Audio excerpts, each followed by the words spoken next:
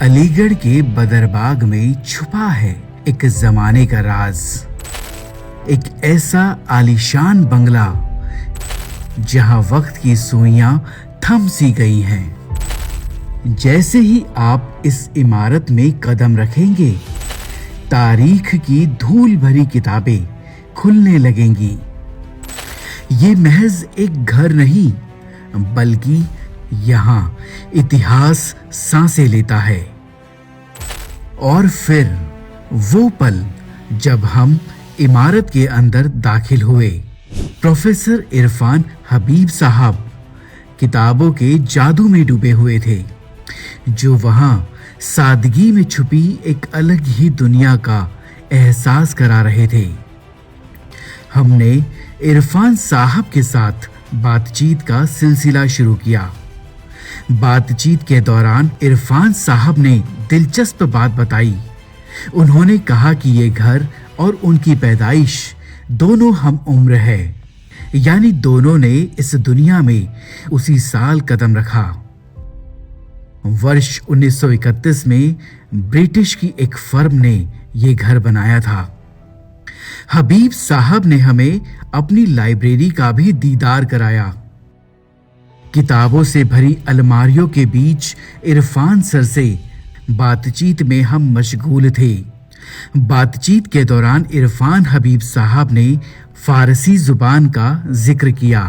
ان کے لہجے میں ایک اداسی تھی جب انہوں نے کہا کہ اب فارسی کو پڑھنے والے بہت کم رہ گئے ہیں۔ علی گڑھ مسلم یونیورسٹی صرف ایک یونیورسٹی نہیں، ایک سوچ ہے۔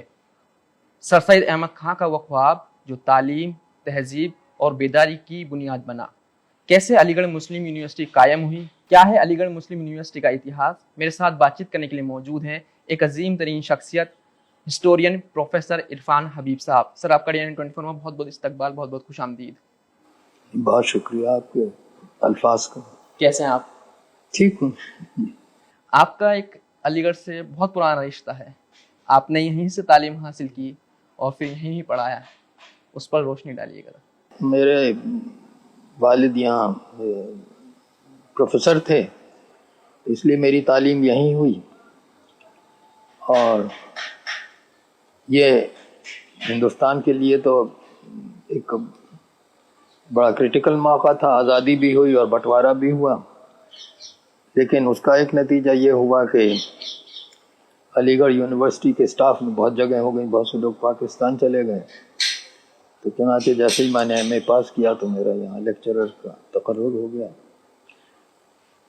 ہندوستان کے لیے بدقسمتی تھی، میرے لیے خوش قسمتی تھی۔ تو اس طرح سے جیسے آپ ہسٹورین ہیں، اگر آپ کی زندگانی کو جانا جائے، صبح سے لے کے شام تک کس طرح روٹین رہتا ہے آپ کا؟ کیا اپنی زندگانی؟ میں تو اب ریٹائر ہو گیا ہوں جی، ظاہر ہے اب زندگی بالکل الگ ہو گئی ہے۔ پہلے تو وہاں جاتا تھا، پورے اپنے ڈیوٹی آورس تھے، تو گھر پہ رہتا ہوں۔ تو میں جو اپنی ریسرچ کر رہا ہوں وہی کرتا ہوں جو زیادہ تر مغل عہد کی ہے۔ اب یہ ہے آج کل کہ فارسی تو ایران کی وجہ سے اب بھی لوگ پڑھتے ہیں، لیکن جو مغل زمانے میں فارسی لکھی جاتی تھی شکست میں، اس کو پڑھنے والے بہت کم رہے، مطلب درجن بھی اگر ہو جائیں تو بات۔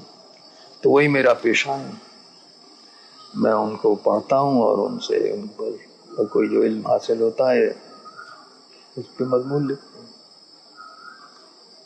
فارسی شکست کہلاتی ہے۔ سر، علی گڑھ کا نام علی گڑھ کیسے پڑا؟ اس کے پیچھے کیا کہانی ہے؟ یہ کہا جاتا ہے، حالانکہ تاریخوں میں سند اس کی ملنا مشکل ہے، لیکن 19ویں صدی ہی سے اس پہ کہا گیا کہ یہ نام نجف علی خان کے اوپر پڑا، اور نجف علی خان دہلی میں پولیٹیشین تھے، کورٹ میں ان کا اثر تھا، وہ مہاجی سندھیا سے ان کی دوستی تھی۔ تو سندھیا کے قبضے میں جب کول آیا، کول اس کا نام تھا شہر کا، تو انہوں نے یہاں جہاں مسجد ہے اور ایسے سال ہے وہ پکی بارک اسی لیے کہلاتا تھا، یہاں انہوں نے اپنا اڈا قائم کیا فوجی، اس کا نام علی گڑھ رکھا، شہر کا نام کول رہا۔ جب 1803 میں انگریزوں کے قبضے میں یہ آیا اور مراٹھوں کی حکومت ختم ہوئی تو انہوں نے کہا کہ یہ دو نام تو بہت غلط ہیں، تو کول کا نام ہٹا دیا، وہ تحصیل کا نام رکھا اور شہر کا نام بھی علی گڑھ کر دیا، ورنہ شہر کا نام 1803 سے پہلے کول تھا۔ پھر سر سید احمد خان نے علی گڑھ مسلم یونیورسٹی قائم کی، کہا جاتا ہے کس طرح کی مشکلات کا سامنا کرنا پڑا، کیا مقصد یونیورسٹی تھا؟ تو انہوں نے نہیں قائم کی، ایم اے او کالج قائم کیا جو بعد میں 1921 میں یونیورسٹی بنا۔ ان کا تصور، اگر ان کے آپ جو انہوں نے اپنی تحریریں ہیں ان کی جو لکھا ہے، اس کا یہ تھا کہ مسلمانوں میں انگریزی کی تعلیم نہیں تھی، اس لیے انگریزوں کی نے جو حکومت قائم کی اس میں وہ کامیاب نہیں ہو پاتے تھے، اس میں اپائنٹمنٹس میں تقرر میں، تو ایک ایسا اسکول اور پھر کالج قائم کیا جائے جس میں انگریزی کی تعلیم ہو، یہ ان کا مقصد نظریہ تھا، مقصد تھا، اور اس لیے انہوں نے پہلے اسکول قائم کیا پھر وہ کالج بنا، جو جو الہ آباد یونیورسٹی کا یہ سے افیلیٹڈ تھا۔ یونیورسٹی خود 1921 میں بنی۔ جو ان کا مقصد تھا، کیا آج کے دور میں وہ ابھی بھی زندہ ہے؟ دیکھیے ان کا مقصد تو بہت محدود تھا، اور وہ صاف صاف کہتے تھے عورتوں کی تعلیم ان کے مقصد میں شامل نہیں تھی، تو آدھی تو پاپولیشن ہی نکل گئی۔ جہاں تک اس کا تعلق تھا ایجوکیشن کا، تو ان کا خیال تھا کہ یہ جو متمول لوگ ہیں انہی کو تعلیم کرنا چاہیے، غریبوں کو پڑھانے سے کوئی فائدہ نہیں۔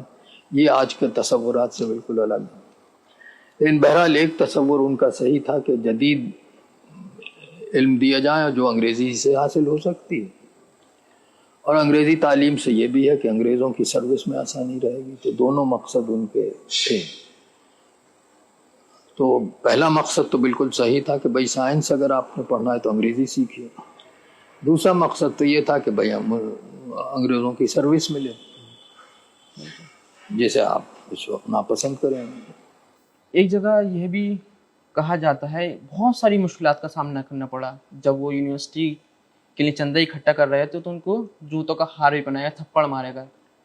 نہیں، یونیورسٹی تو بعد میں قائم ہوئی، کالج کا جب کر کالج کا اسکول اور کالج، پہلے اسکول پھر کالج۔ تو سر اس ٹائم سماج کا رسپانس کیا تھا؟ جی سماج کا رسپانس کیا تھا؟ نہیں، اب اس وقت دو تین رائے تھیں۔ ایک تو رائے یہ تھی کہ بھائی انگریزوں کی حکومت ہے تو انگریزی سیکھیے، ان کی سروس میں آپ کو جگہ ملے، اگر سروس بھی نہ ملے تب بھی آسانی بہت ہو جائے اگر آپ کو انگریزی آتی ہے۔ تو یہ تو سر سید اور ان کے جو دوست تھے ان کا خیال تھا۔ دوسرے لوگ یہ سمجھتے تھے کہ جو انگریزی تعلیم ہے اس سے ہمارے مذہب پہ اثر پڑے گا، وہ پھر پرانا جو دھرم ہے ہمارا اس پہ قائم نہیں رہ سکیں گے۔ یہ ان کے اپوننٹس کی رائے تھی۔ تو اور اپوننٹس بھی اچھے خاصے تھے، ایسا نہیں کہ ان کی تعداد کم ہو، اور ان میں بہت سے لوگ ایسے بھی تھے جو ہندوستان کی آزادی کے اسٹرگل میں شامل ہوئے۔ وہ یہ سمجھتے تھے کہ سر سید انگریزوں کی سیوا کرنا چاہتے۔ سر سید احمد خان نے علی گڑھ آندولن کی جو بنیاد رکھی وہ کن حالات میں رکھی، اور کیا وہ آج کے دور میں وہ ریلیونٹ ہے؟ دیکھیے ایک چیز تو ریلیونٹ ہے کہ انہوں نے کہا کہ سائنس اور ریزن ہونا چاہیے، یہ تو ہمیشہ ریلیونٹ رہے گا۔ اب یہ کہ دوسرا یہ ہے کہ بھائی انگریزوں کی سروس ہے، اگر آپ انگریزی نہیں سیکھتے ہیں تو آپ کو نوکری ہی نہیں ملے گی، یہ اس زمانے کی بات تھی۔ تو اسی وجہ سے جو نیشنلسٹ لوگ تھے، راشٹریہ آندولن کے جو تھے، وہ ان کے خلاف تھے کہ آپ تو انگریزوں کی سیوا کرنا چاہتے ہیں۔ آپ نے کئی دشکوں تک ایجوکیشنل اور سوشل ماحول دیکھا ہے، اس ادارے میں آپ کے نظریے سے کتنی تبدیلی نظر آئی ہے؟ ایک تو یہ کہ بہت بڑا ہو گیا، پہلی بات تو یہ ہے۔ جب 1947 میں آزاد ہوا ہے، اس میں کوئی یونیورسٹی میں اسکولوں کو چھوڑو کوئی 800 سے 1000 اسٹوڈنٹس تھے، اب آپ کو معلوم ہے 20,000 سے اوپر۔ ہاسٹل بہت کم تھے، تو ایک تو بہت بڑی ہو گئی ہے یونیورسٹی۔ دوسرے یہ کہ بہت سی چیزیں جو اب پڑھائی جاتی تھیں اس زمانے پڑھائی ہی نہیں جاتی تھی، وہی بڑھا ہے. انجینئرنگ کالج قائم ہوا تھا اس وقت، ڈاکٹر ضیاء الدین نے کیا تھا، لیکن بہت چھوٹا تھا، تو ایک بہت بڑا ادارہ ہو. تو اس طرح یونیورسٹی بہت بڑھ گئی ہے. 1947 میں ہم سمجھتے تھے کہ 3000 ہی بہت بڑی نمبر ہے، اب 20,000 سے بھی زیادہ ہے.